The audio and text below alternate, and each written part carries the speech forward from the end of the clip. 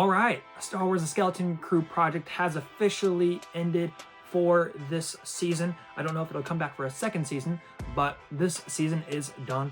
And unfortunately, I am a couple of days late of posting this review because I just did not have time to film a video. And so this is going to be more brief and more sweet than my typical reviews are going to be. And I just wanted you guys to have my thoughts and my opinions on this show. And I would love to start a conversation with you in the comments below. And so if you guys like this review, I would love for you to hit the subscribe button around here somewhere, as well as follow these socials down below, because you guys can connect with me there, where I'm going to give more short form content somewhat like this, and then also post movie news and some of my brief reviews and things like that. So I'd love for you guys to follow me on my socials there. And so with that, let's just get into the review.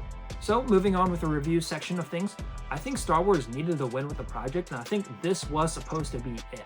This show was really well done. However, no one tuned in because of the diminishing trust that people have in Disney and their Star Wars projects. Projects like The Acolyte really ruined people's trust in the Star Wars brand and really has been diminishing over time. Also, Mando 3 was not received very much as well as the other two seasons were. And then people did not like Ahsoka. However, I really enjoyed Ahsoka. I think it's more because I liked Rebels though as well. So that was there were a lot of cool insights with that show for me.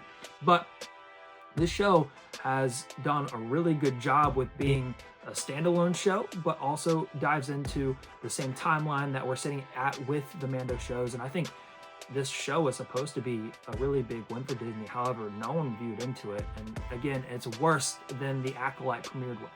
And so with that, I think the show was supposed to be the way back into the Star Wars fandom's hearts.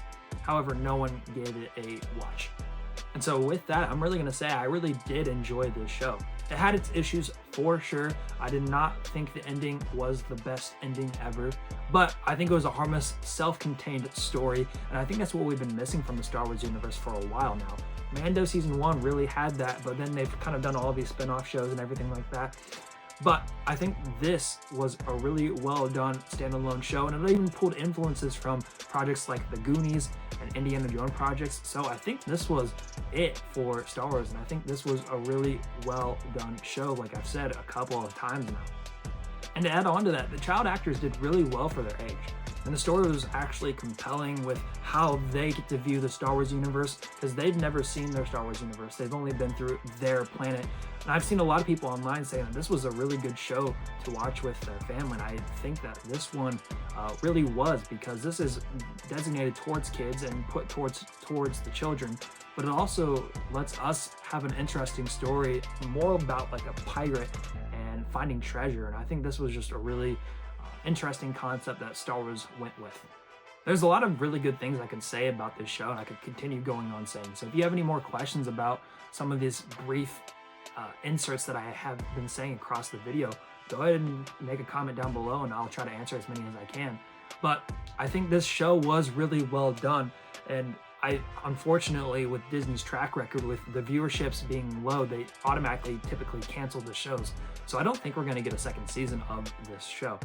If I were to say anything bad about the show, however, it would be more focused on the finale, because the finale was overall predictable, and it also just kind of left with a whimper, and it was underwhelming for most people and for me. I think that the story itself, they left these characters open so they can use these characters again.